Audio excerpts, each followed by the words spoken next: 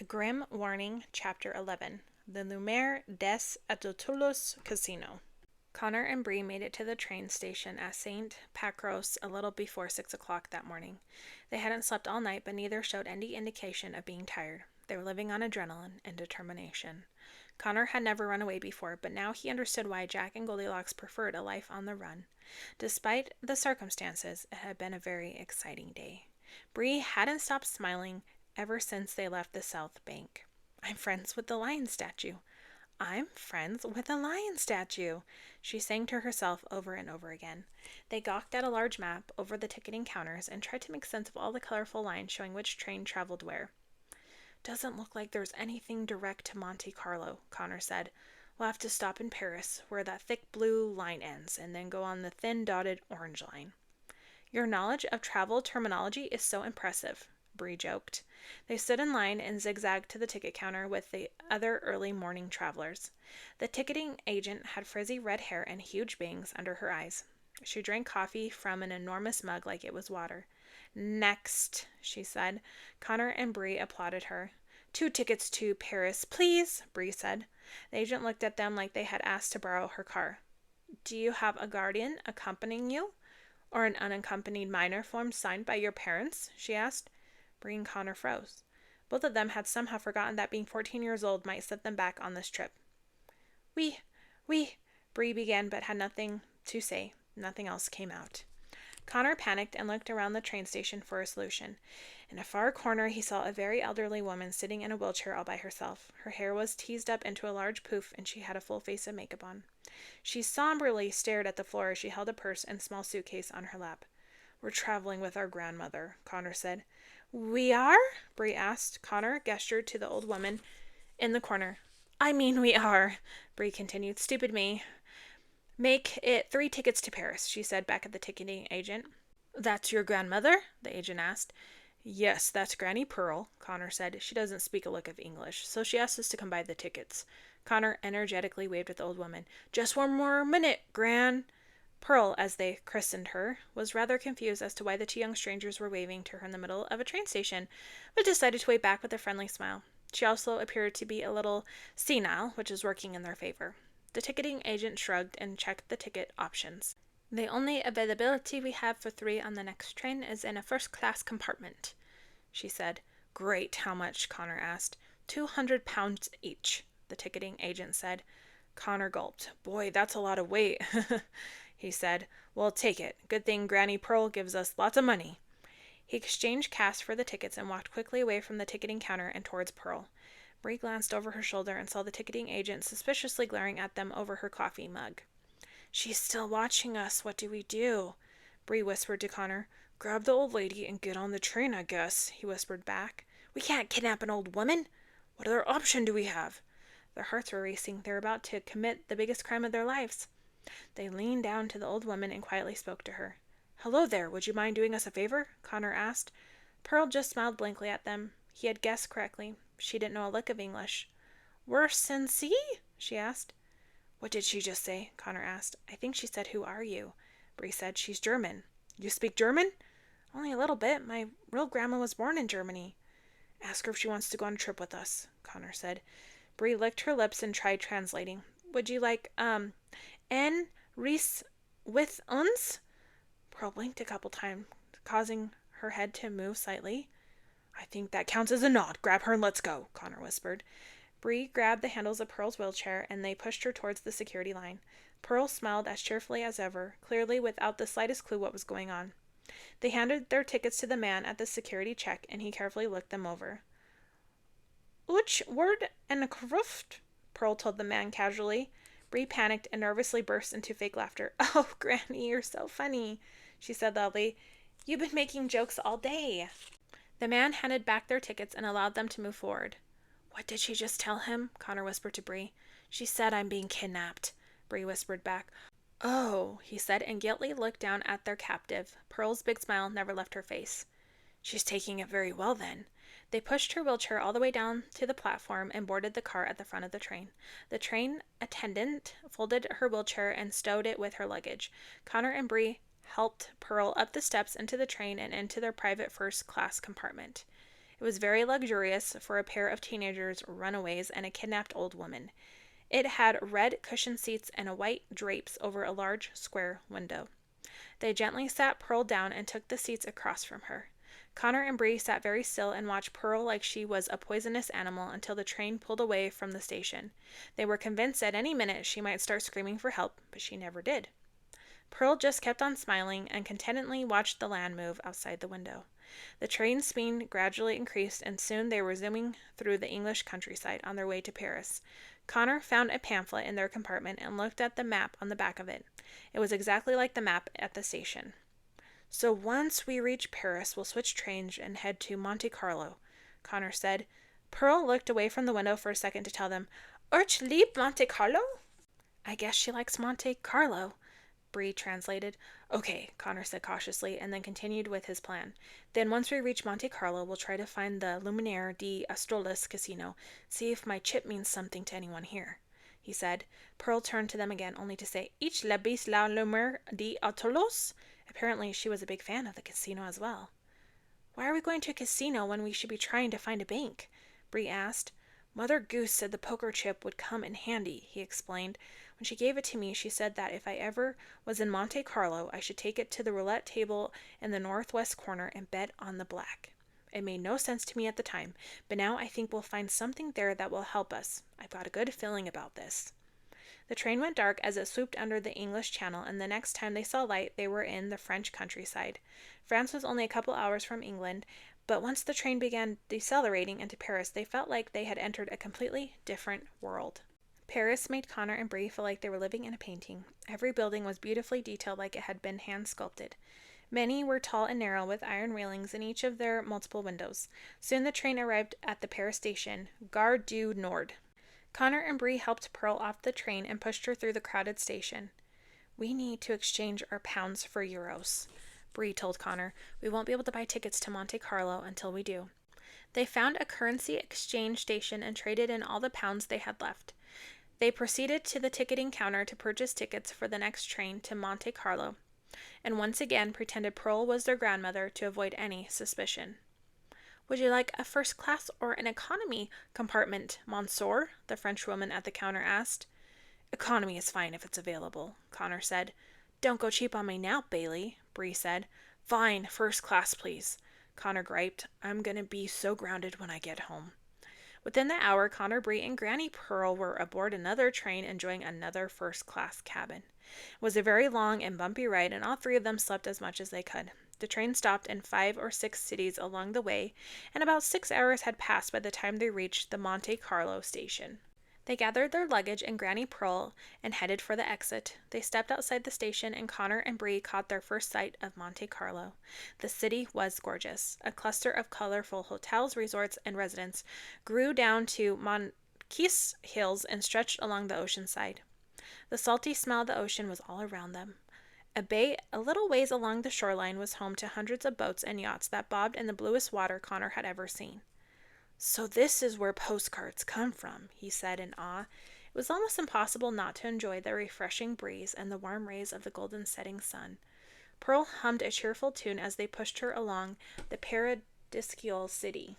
They wandered aimlessly through the streets looking for a directory or a sign that pointed towards the Luminaire di Astolas casino. However, they soon realized the whole city was made up of casinos. "It looks like looking for a needle in a haystack," Bree said. "Why don't you look it up on your phone?" Connor asked. "I would, but my battery died in Paris," she said. Just then they thought their luck had run out. Pearl tugged at Connor's sleeve and pointed to a building at the end of the street. "Deux Luminaire di Astolas casino," she said excitedly. Bree and Connor were so happy they wanted to hug her, but since they still didn't even know her name, they thought that might be too forward and hugged each other instead.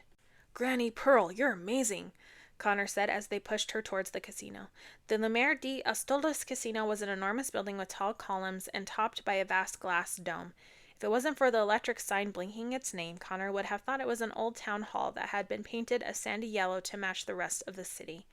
Connor and Bree had difficulty pushing Pearl's wheelchair up the steps, but they managed and then hustled inside. The casino had green marble floors and golden pillars lining the walls. A massive chandelier hung from the dome above and illuminated the sea of slot machines and card tables.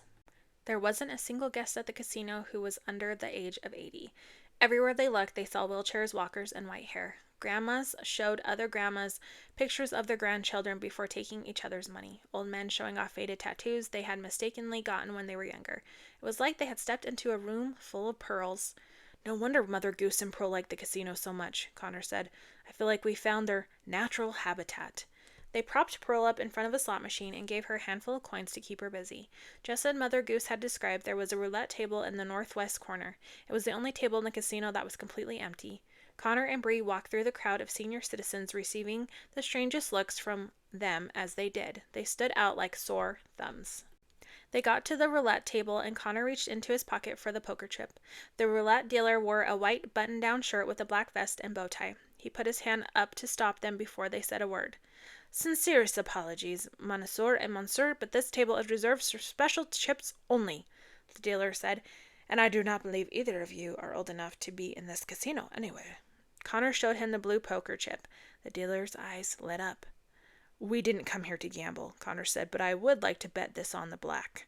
It must have been code for something because the dealer dropped his hand and raised an eyebrow at the teenagers. He looked at them shrewdly. Ah, I see, he said. 1 moment, please. He picked up the receiver of a telephone under the roulette table. Monsieur nas avance qualacan avec un noir, he said in French to whoever was on the other end of the phone, and they promptly hung up. The managers will be with you shortly. Connor and Bree didn't know whether this was good news or bad. Had the chip actually led them to something useful, or were they just going to be escorted out of the casino by the manager? A moment later, the manager of the Lumiere de Astolos casino met them at the roulette table. He was a tall, burly man with a thick black mustache. He wore a sharp suit and straightened his tie as he greeted them. Bonjour, the man said. I believe I could be of some assistance? Connor showed him the poker chip. Yes, this belongs to our grandmother, he said, and gestured to Pearl over at the slot machine. Pearl had proven to be a great cover thus far, so Connor figured she couldn't hurt them here. May I? The manager asked and opened a hand. Connor handed the chip to him, and the manager pulled a magnifying glass out of his lapel and examined the ridges of the sides of the chip. Very well, please follow me, he said, walking away from the roulette table. Connor and Bree exchanged looks, each wanting the other to go first. Finally, Connor followed the manager with Bree right at his heels. The manager led them through the casino and into an elevator, politely holding the door open. The elevator had a button for each of the building's 5 floors above them, but once the door shut, the manager pressed several at once, as if he were entering a secret code. When he was finished, the elevator took Connor and Bree by surprise. It started traveling down to an unmarked level. Are you enjoying Monte Carlo? The manager asked, casually as the elevator descended. Yep, Connor peeped nervously, terrified of where they might be going. Finally, the elevator came to a stop and the doors opened. Right this way, the manager said, and escorted them out of the elevator. To their amazement, Connor and Bree found themselves at the top level of a gigantic underground courtyard. It was like they were looking at a 4-story cell block beneath them, but instead of prison cells, the walls were lined with rows of vaults. So this is where her vault is, Connor said. This isn't really a casino. It's a secret bank, Bree said. Oh, no, it's still one of Monte Carlo's finest casinos, the manager reassured them. But before it was a casino, it was one of the world's greatest private storage facilities for hundreds of years. The building was bought in the early 1900s on the condition that it remain a working storage facility. The vaults are not rented or leased, but purchased in perpetuity, like cemetery plots. So there are things inside these vaults that will never be seen again? Connor asked. Usually the vaults and their possessions are inherited, but occasionally we have clients who pass on before naming a benefactor, the manager explained. And those people's valuables will just be locked away for the rest of time. Yes, the manager said, but typically when people lock away something in an underground vault, it's because they don't wish to share it with the world. Connor and Bree gulped in unison. The thought of what might be behind some of those metal doors gave them the chills. Now please follow me and I'll show you to the grandmother's vault, the manager said. They followed him down 2 flights of stairs to the 3rd highest level. Here we are, Vault 317, the manager said and stood to the side of the vault door. Wait, how do you know for sure this is our vault? Connor asked. Each chip contains a small number on its side, and I examine yours before bringing you down here, the manager explained. Each chip also acts as a key. The sides are not rigged like normal chips, but have several unique grooves and dents. When you place the correct chip into the center of a vault's lock and spin the handles, the vault will open. Place the incorrect chip into a lock and the chip will be destroyed when you spin the handles. But how do you know that we're the proper beneficiaries? Bree asked. How do you know we didn't steal the chip? That is not a problem, the manager told her. According to a 300-year-old policy, whoever is in possession of the chip is the rightful beneficiary. We give one chip to each client. If a break or gets lost or it's stolen, that is not our issue. We avoid many lawsuits and robberies that way. Connor and Bree nodded their understanding. This was a very strange and serious storage facility. It wasn't a shock that Mother Goose had business here. Now please, enjoy your time with whatever your vault possesses, the manager said. It is also a policy that I leave the room before you open it, to uphold our guarantee of the absolute privacy of your possessions. Please wait until I've entered the elevator before opening the vault. When you have finished with your possessions, please take the elevator to the main floor. He spoke so casually, even though there was nothing casual about this place. The manager walked off in the direction they had come from. He climbed up the stairs and disappeared into the elevator. This place is intense, Connor said. This place is awesome, Bree said. Think about what might be in these vaults. Think about who might be in these vaults. It dawned on Connor that what most people found frightening, Bree found intriguing. And knowing this about her both frightened and intrigued him. Fingers crossed this works, Connor said. He put the chip inside the vault's lock. He spun the handles around the lock and the door opened with a pop. A gust of air carrying mixed scents came with it. Both of his hands were on the handles, but he didn't pull the door fully open. What are you waiting for? Bree asked. I just thought about all the potentially amazing and horrible things that might be waiting for us inside, he said. I know, Bree said. Too bad my phone is dead, otherwise I'd take pictures. Connor grunted as he pulled the heavy door open. He and Bree stepped inside the vault and looked around in astonishment at the treasures Mother Goose had acquired over the centuries. It looked like they were in a storage room of a museum. There were large Egyptian busts, small Fabergé eggs, hundreds of rolled-up scrolls, portraits, canvases, dinosaur bones, clay pots and pans, and even a giant machine gun from World War II. Connor and Bree began searching through the items. Some of them were so outrageous they completely forgot what they were looking for. Mother Goose had labeled many of the objects, and they had a difficult time believing in their accuracy. A pair of wooden dentures had a note pinned to it and said, George Washington's teeth. A large rolled-up scroll was tagged, Map to Atlantis. A small envelope containing a telegram said, Amelia Earhart's forwarding address. Bree's eyes were practically bulging out of her head when she read the tag on a small goblet. You don't think this is actually the Holy Grail, do you? She said and raised the cup to show Connor. Probably not, Connor said.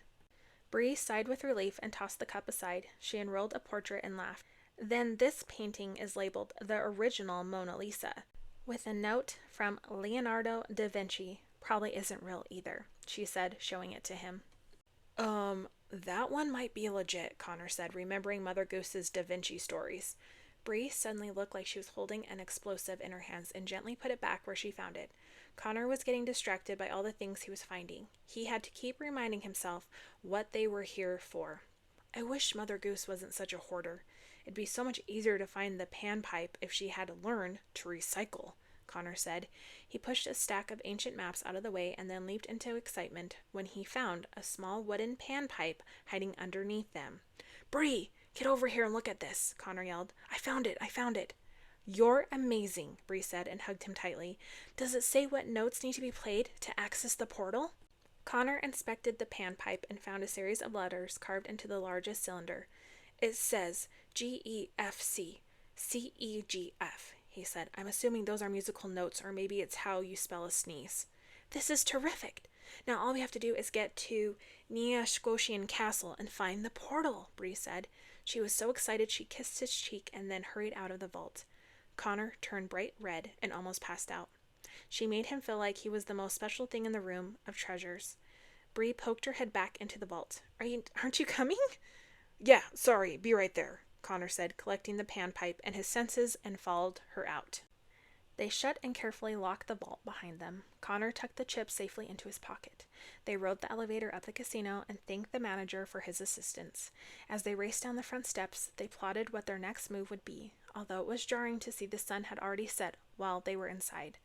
Before we left the train station, I took a look at the upcoming departures, Bree said.